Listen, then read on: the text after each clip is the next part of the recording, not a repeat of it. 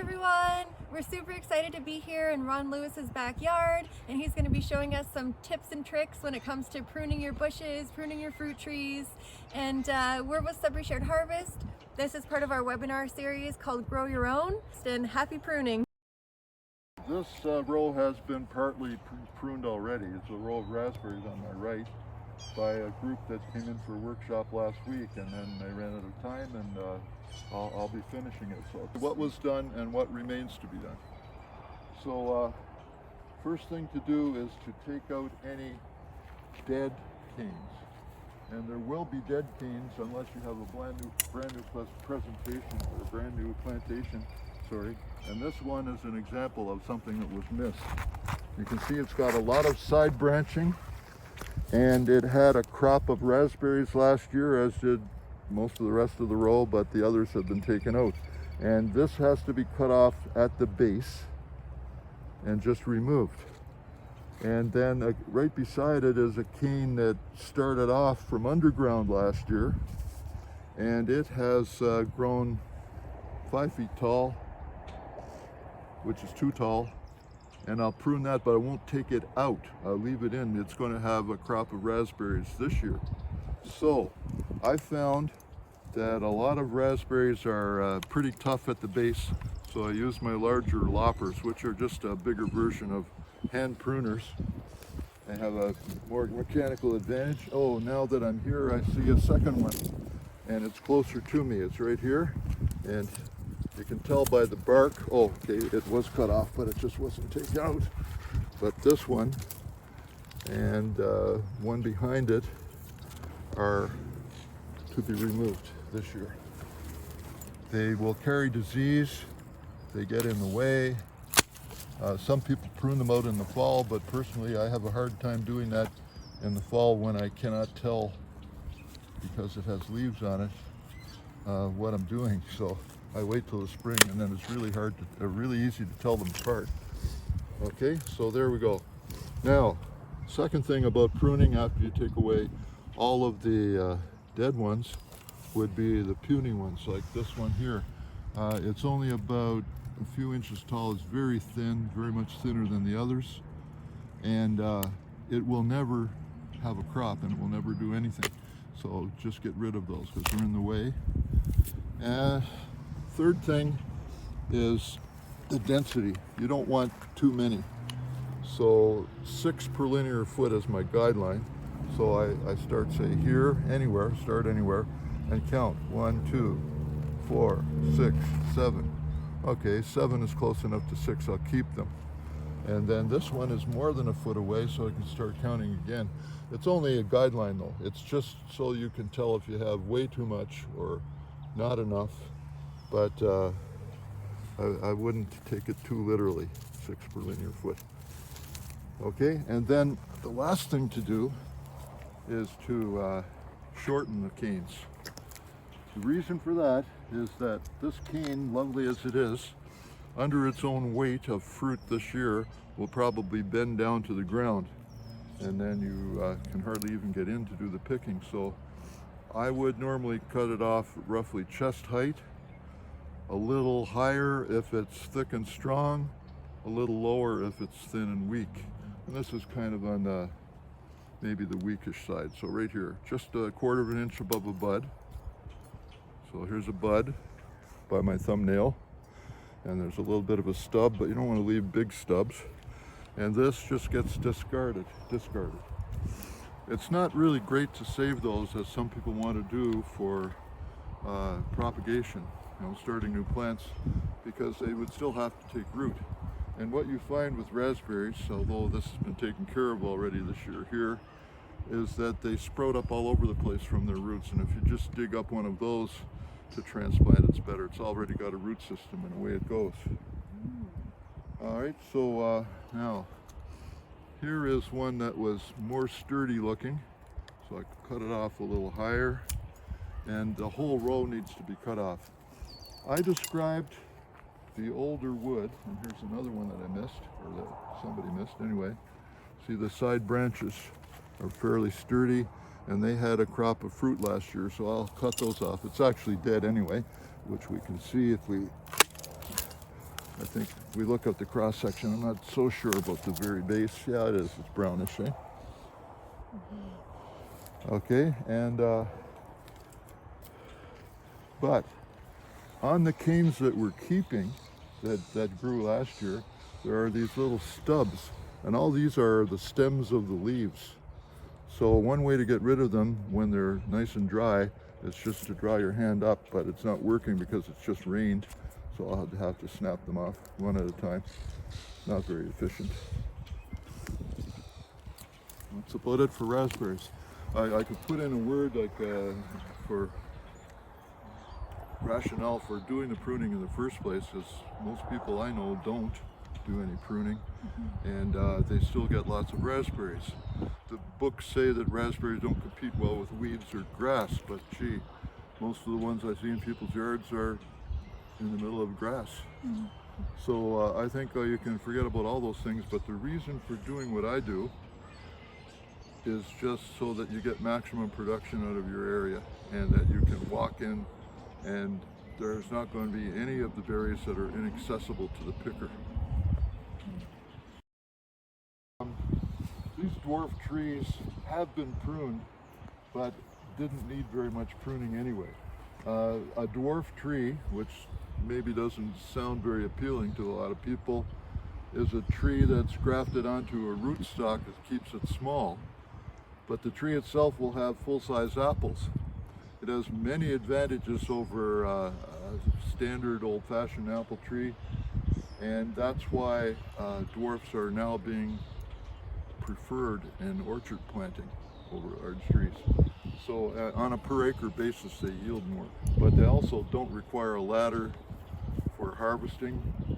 They're easy to prune. They don't have much excess growth that you want to take off, because what the dwarfing does is it makes them much more interested in producing fruit than in growing leaves and sticks that you have to cut off. So this has been done, but I can tell by looking at it there aren't very many cuts that were made, and that's really a good thing. It will get a bit bigger. They can grow as high as 10 to 12 feet. I would keep them down to about 8 just by pruning off the top at a young age before they get too big. Behind you is a mature western apple tree called Carlos Queen. I thought it was kind of an odd name, and I only found out last week that Carlos is a community in Alberta where it comes from. It is an example of a semi-dwarf tree. Now, semi-dwarf trees in northern Ontario are natural semi-dwarfs. There is no rootstock, as there is in southern Ontario, that will make a tree smaller enough to be called a semi-dwarf. But Carlos Queen just never gets into very big, and that's because of its own genetics rather than its rootstock. It's on the same rootstock that all other standard apple trees are on. Okay, so I'm standing beside it, and I'm about 6 feet tall. It's about 8 feet tall. And you'll notice that it doesn't have a main stem sticking up into the air. That's because I pruned it that way. When it got just over my head, I started cutting those off, those central leaders, because I didn't want a tree that was going to grow out of my reach where it would cause problems with spraying and harvesting especially. So a semi-dwarf is ideal for that because it doesn't have much tendency to grow very much taller than that anyway. It will grow taller than a dwarf. Dwarf is going to stop at about 10 feet. This would grow 15 if allowed, but with horizontal branches at the top, it's not going to. Add to that when it's got a crop on it in late summer, early fall, the weight of the apples is going to pull it down to where you can easily pick it from the ground. And so there's no advantage to having a big tree. Big trees are for, I can think of 2 reasons. Maybe nostalgia, because your grandmother or aunt in southern Ontario had a large tree that you remember playing under as a kid, and you'd like to re-experience that. And I'm not making it up. That's what people do, and maybe it's you. Or if you live on a place like Manitoulin Island where there are more deer than people, you might have deer eating your tree. They don't eat just the apples, they'll eat the tree. They will eat all of a tree that's just been planted if it's not been fenced off. And on a mature tree, if one manages to get to that age, they will eat the branches and the fruit and the leaves that they can reach. So a standard tree then has the genetics for growing bigger, and that's why you would not want a dwarf tree such as I recommend for everybody else if you have a deer problem. I have a question. Yes? Related to problems that might be caused by other creatures. Yeah. Somebody has asked us about woodpeckers. Oh yeah. So apparently they have woodpeckers that are taking off the bark on one of their apple trees, on the branches, and that tree also has some fungus growing on it. And they're wondering if it would be wise to prune the branch or if there's anything else that can be done. All right, that's a hard question.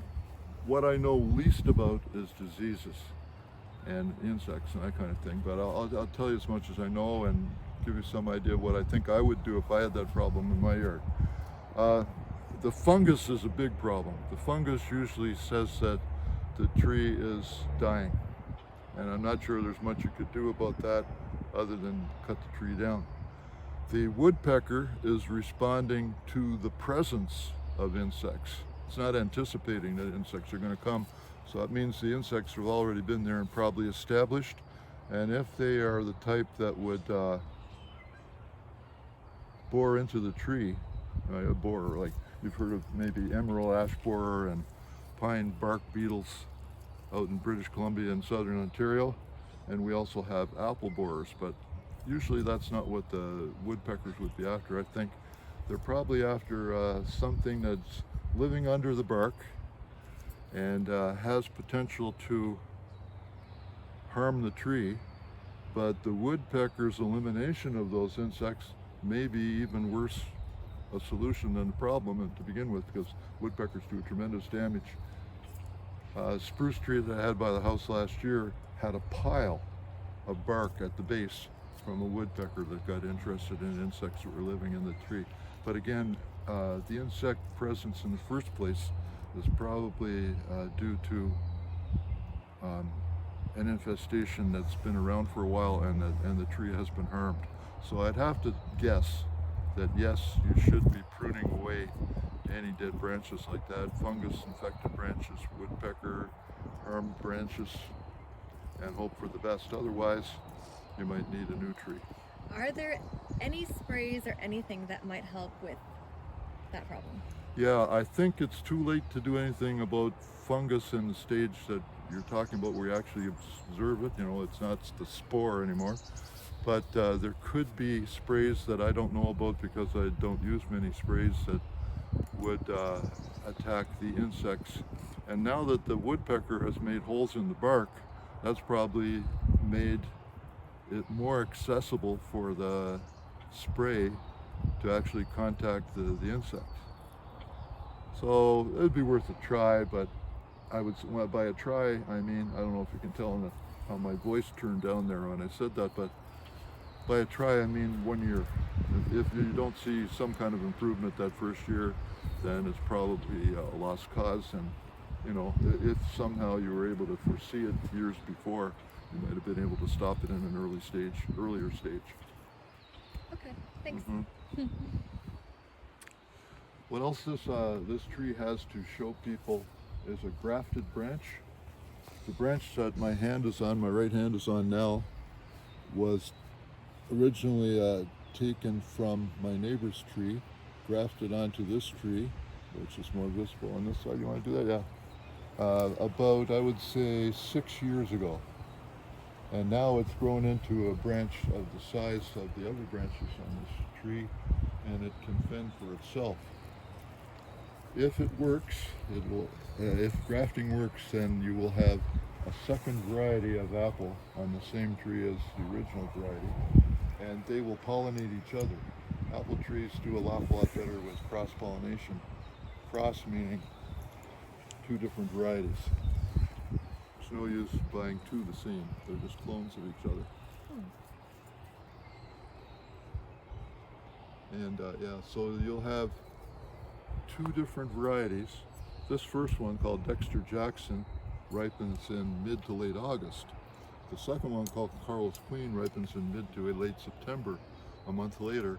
And the grafting and the cross-pollination doesn't change any of that. So you'll have two crops at different times, and each crop will be bigger than they would have been if they were on a tree that wasn't getting cross-pollinated. If I wanted to prune this tree, what would I do? Where would I even start? Yeah, well, it's been done, and really, if you're starting, and a lot of times that's the case, if you're starting with a tree that's this size, it means it's probably been neglected for a long time. You might notice that at my level, I have one branch that's pointing roughly west, and then a little bit above that, what would that be, about 50 centimeters, half a meter. You got another branch that's kind of tending to the north, and then it spreads out. Here's one that goes to the east. The grafted branch goes to the south. Okay, and so if you're counting, I think I've just named only about 4 branches. There might be a few more, but that's about what you want. 5 to 8 at most.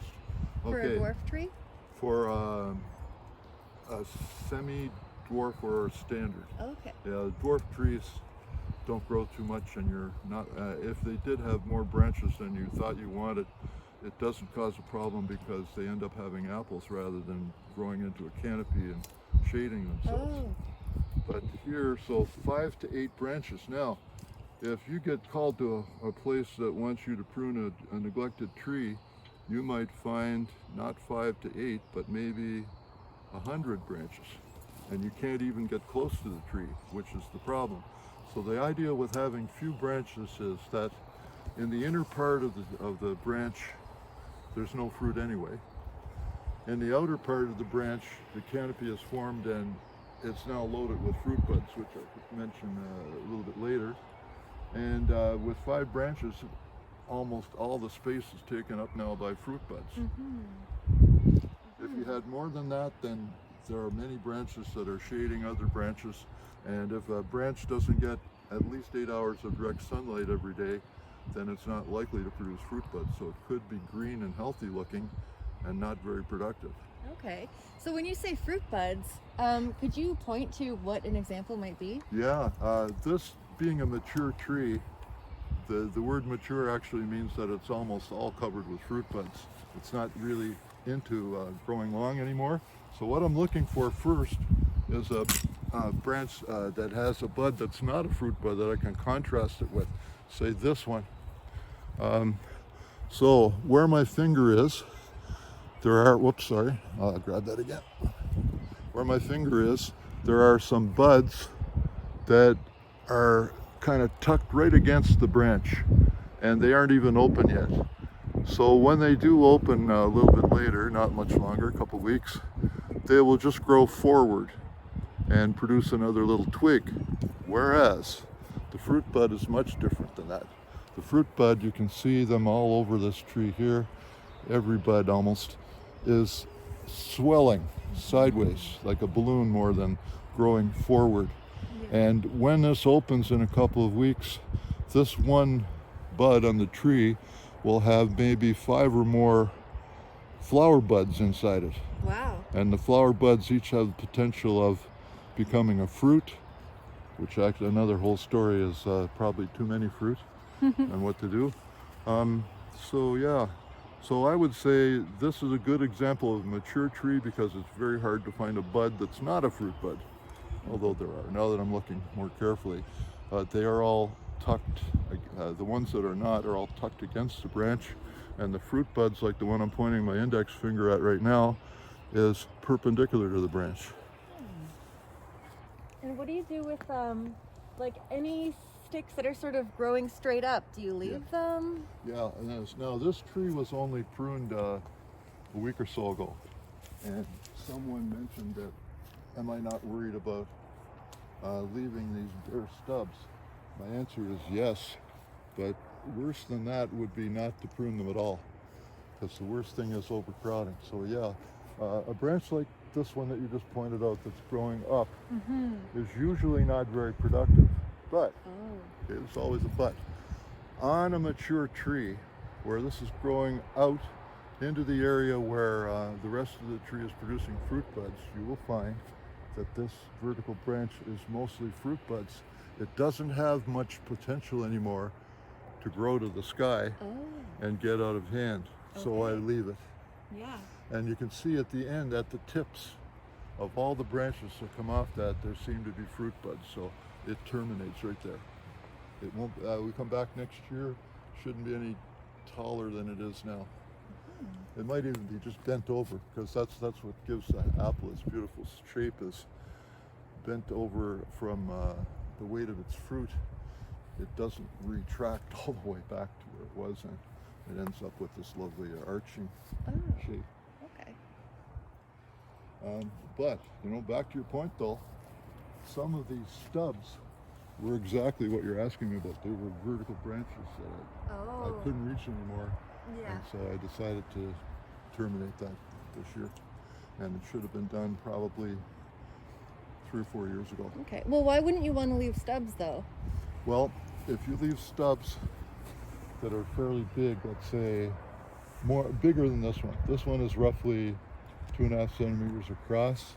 If they're bigger than that, and this one's smaller, so they're okay. They'll probably heal over in a year or two. The bark will grow right over that. But if they're bigger than that, they're exposed for a long time, and bad things can enter it, like fungal spores. Oh yeah. Okay. We wouldn't want that. Yeah.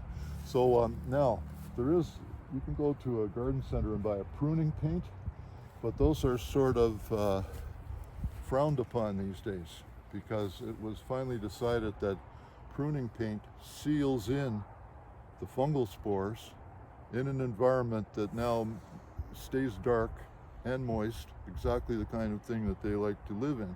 So what's done now is wait for this to dry out a little bit more, paint it with white interior latex paint. Oh. If you got all of that. The word interior is there because the exterior paints have a lot more chemicals because they're exposed to a harsher environment, right? The outside of a house if you're painting with it. And the interior ones are mostly latex, which is the sap of a rubber tree. Okay. And yeah, so much more acceptable. And don't give us that's what I would do. If I have time and if I can find some bigger ones bigger than this, like that one. Mm-hmm. I would just dab on some white paint. It doesn't take long. It takes longer to go get the paint than it does to actually do the job on one tree. Thank you. Do you have any other trees we could take a look at? Yeah, one other thing while we're at this tree though, is that if we look at the base, we can see that years ago, when there was a borer infection, that's an insect that bores into the tree, hollows out the tree, next thing you know the tree dies. You can see here where it had occurred, because it's got a big hollow in it. So they hollowed out the tree, but then they, I don't know, didn't survive the winter, or maybe I stabbed them when I shoved a wire into the tunnels that they made. But there are no approved chemicals for that, and I actually lost 6 apple trees completely. Oh no. This one partially, and boy has it ever rebounded nicely though. Yeah. And there's no sign of it again. If you had a borer problem, what you would see, well, maybe woodpecker holes, I'm not sure, but that'd be new to me. But what you would see would be what looks like sawdust down here. It's called frass. It's the excrement of the insect, and it builds up quite a bit because they actually live inside the tree. If you are able to shove a wire up their tunnel and stab them, that's the end of it. They're not laying eggs, they're not multiplying while they're in there, but they do occupy that space for 2 or 3 years until the tree is hollowed out, and one day the tree just falls over dead. And then you might understand you've got a problem and not have realized it before, because sometimes the tree can look very healthy. I remember one in particular that died a few years ago. It had so many blossoms on it, it looked like a wedding cake or something, but wedding dress. Just white all over. And then poof, completely dead. other ones. Big crops of apples and then completely dead. And worst part is, although they usually start at the base like I showed you, sometimes they go underground instead of up into the tree. And then you might not even know you have a problem until the tree is dead. Oh no. I've had that one of those too, one of my 6. So it's a cherry plum called Opata, O-P-A-T-A. And it's actually 23 years old in this spot. And in terms of the pruning of everything else that I've ever mentioned, it breaks all the rules. It wouldn't be too hard for you to swing your camera around at some point and just look into the interior of the tree and see how crowded it looks and how many more branches there are than you probably thought I would keep. But that's because I keep it that way because I know that the branches and trunks on this tree are not very long lived. And so I want to give them all a chance to have a crop of fruit, and then they can be replaced. So I'll cut out dead ones, and you can maybe see at the bottom where there's been a lot of fairly major trunks that were cut off, but there's all kinds of more stuff that comes to replace it. All right, so what do I do then? I've just described what I don't do. I don't do the usual tree form pruning. I will look at what is new growth, and it's very long. How can I tell? Well, you start at a tip, right? So the growth is always from the tip, and then you go backwards until you see a change of color or something. And that doesn't happen until we get right to the source, right to here. So that's all new growth, and that's about, what, 90 centimeters? And then there are some that are maybe almost twice that much. And this is on a 22-year-old tree, so it grows like this every year. What can you do? Well, let's say if you don't do anything, the tree could have so much fruit that all these branches will be broken by the end of August just under the weight of the fruit. And then you've not only lost your crop, but your tree might take another year to recover from that and not have any. So, what to do? Take any piece of new growth and cut it back by 1/3 to 1/2 of what grew last year. So that's this entire branch. Back 1/2 would be about here, or maybe here, and 1/3 might be here. So there, 1/4 of an inch beyond a bud. All these little fat buds are probably fruit buds, and in a couple of weeks, my whole yard will smell like plum blossoms. It's beautiful even just for the blossoms. The plums, unlike store plums, actually have flavor. They're not probably very sweet for most people's taste, but I like to eat them off the tree. They can be made into jams and smoothies and you name it, lots of uses. But I prefer eating them off the tree myself. Okay, so on and on I go. I would probably spend on this one tree an hour, easily. I'm going to save the branches for a colleague who wants to try starting them.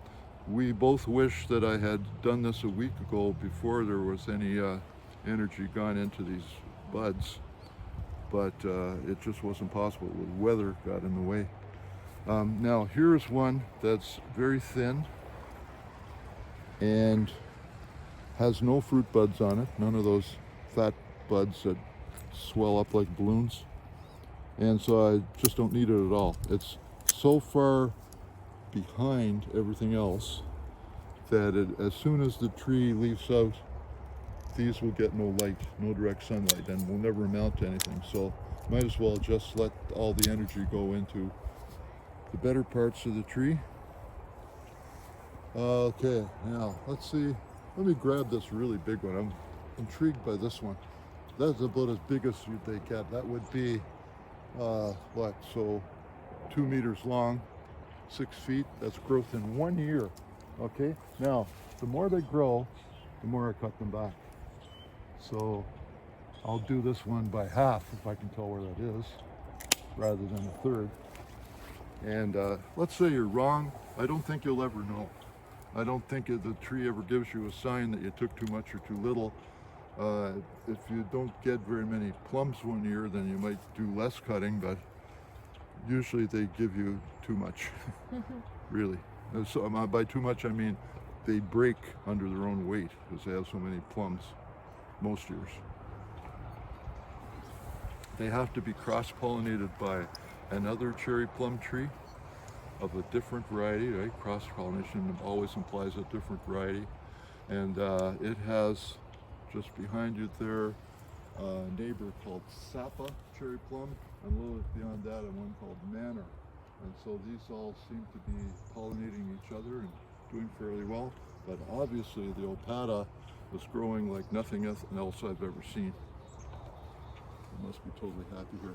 And cherry plums, actually, because they're not well known, are actually getting harder to find. Oh. Yeah. There are maybe 12 or more varieties of them, but you'd have a hard time finding more than 2 in any one catalog right now, if any. Can a cherry plum be pollinated by a plum? No. Ah. Yeah, plums are really tricky that way. There are, like the true plums that you're mentioning, come in about 3 different groups, like Japanese and so on, and European. And you have to have 2 from within that group, but they have to be different. Oh. Cherry plums are a cross between a Japanese plum and a sand cherry, western sand cherry. They can be pollinated by sand cherry trees. But then if you have a sand cherry tree rather than a second plum of a different variety, a second cherry plum of a different variety, it's kind of a waste of space because the sand cherry fruit is not really very good. It's okay, you can cook with it. I mean, it's edible, but it's not of the quality that these plums are. Okay. Yeah, so I have about, let's see, 1, 2, 3 here, 4th one over there. I have 5 different varieties. They ripen in late August, mid to late August. I'm standing in front of an Aurora Haskap. Aurora spelled like Aurora Borealis, the Northern Lights, A-U-R-O-R-A. It is fairly large. You can see now it's more than 4 feet tall and quite productive. And one of the best parts about it is that it pollinates all the others that are behind me. I've got Borealis and Tundra and 3 different kinds of indigo. They all get pollinated by the Aurora, but the Aurora's fruit is also, in my opinion, the best. It's sweet, it's tasty, and the fruits are fairly large. When I say large, I mean maybe double the weight of the smallest ones, which might be the Cinderella. Haskaps don't need any pruning until they're 5 years old, and then you might take, say, the largest one out of the center when it's 5 years old. I think this is only about 4, so I'll leave it. But that's just to give you more sun exposure and air circulation among the ones that remain after you take that out. Also though, and I can tell now that I didn't do this one this year, is that low-hanging branches are likely to have fruit that will be in contact with the ground, and it'll also be very difficult to do any kind of cultivation around them, either with a hoe or mulching. So I'm thinking if I have time, then I would do some more pruning of this, of Haskap, and especially this one with all the low branches on it. And that's all I would do though. So it would still be quite a bit more crowded and definitely not a tree form that you would strive for with an apple tree or a pear tree. But that's okay because it's only meant to be a bush and it has lots of fruit. For people that aren't familiar with Haskaps, which would be almost everybody, because up until 15 years ago or so, they didn't even exist in Canada. They are a fruit that was bred and selected at the University of Saskatchewan. Originally they were wild, but they produce a fruit that is blue like a blueberry, tastes ever so slightly like a blueberry. I'll have to admit, not really as good, but pretty good. And they have all the uses that a blueberry has: pie, jam, syrup, toppings, and above all of that, they have even more of the antioxidants that people are so interested in these days, especially in things like blueberries and other colored fruits. So everybody should have one. And then as far as Northern Ontario goes, entirely hardy. They're hardy to minus 55 degrees Celsius. They have a flower that opens in May and can withstand a frost of minus 8. And then when they do have their fruit in late June, early July, they're just a little bit ahead of strawberries, which used to be considered the first fruit crop of the year. Newer ones are coming out now that will ripen in middle and late July and early August. And so you'll have a very extended harvest if that's your thing, especially for commercial operations. But I recommend that everybody should at least have a Haskap, even if nothing else. Behind me are some more. 2 years ago, I did a fairly thorough pruning of the lower branches so that it didn't have too many hanging down. Might still need a little bit of work. This first bush is called Borealis. The second one next to it is called Tundra. And then comes some various varieties of indigo. And they're all slightly different. It's hard, like different shape, different weight, slightly different taste maybe. You have to be pretty sharp to notice the difference, but so I'm told. And they're fairly far ahead even for a Haskap in April. That's due to the weather that we're having. So it's making pruning a little bit more urgent, and a week from now it'll be more difficult too. Would you like to look at the blackcurrant? Sure. Yeah, I talk about blackcurrant because it used to be considered taboo, and not anymore. There are probably a couple of generations of people that have never tasted blackcurrant because they had a bad name. In the United States especially, where it was actually a law that you could not have one. And the reason was that blackcurrant was considered to be an alternate host for the white pine blister, which was, I think, a fungal disease. And in states like Maine and northeastern United States, they have a tremendous amount of white pine that is, contributes heavily to the economy of the lumber industry. Anyway, fast forward to 2021, then we find that the blackcurrants that are available today are not alternate hosts of the white pine blister. In the front of my yard, I have a white pine tree with a blackcurrant tree growing almost underneath it. Oh. And it's been there for years.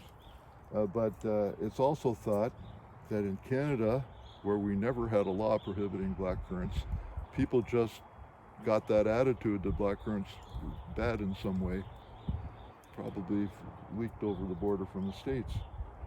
So people have not tasted them, but for people that have, it's often their favorite berry. I know it's mine as far as jam goes by far.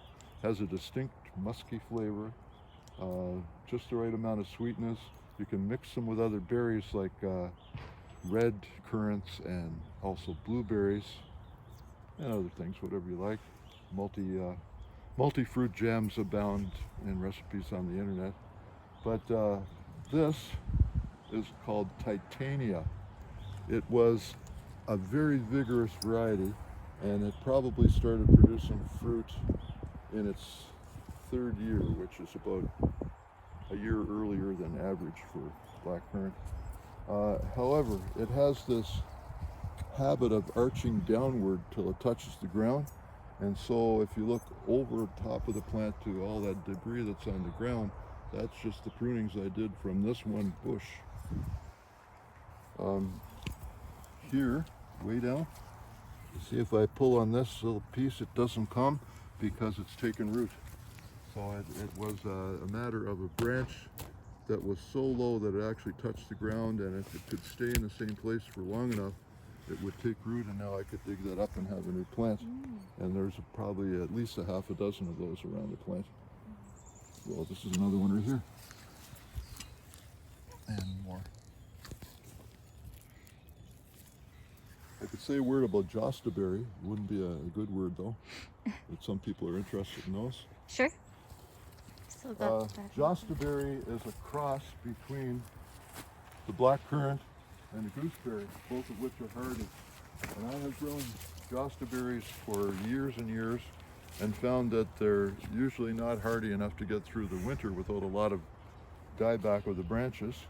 And this winter we had then, just now 2020 to 2021, I think I'd have to declare it to be a mild winter because there's virtually no dead wood on these branches.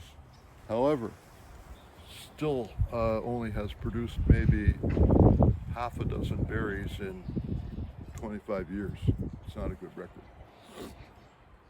So it seems to me that they're portrayed as being hardy because they have two hardy parents, blackcurrants and the gooseberry, but my experience is that they're not.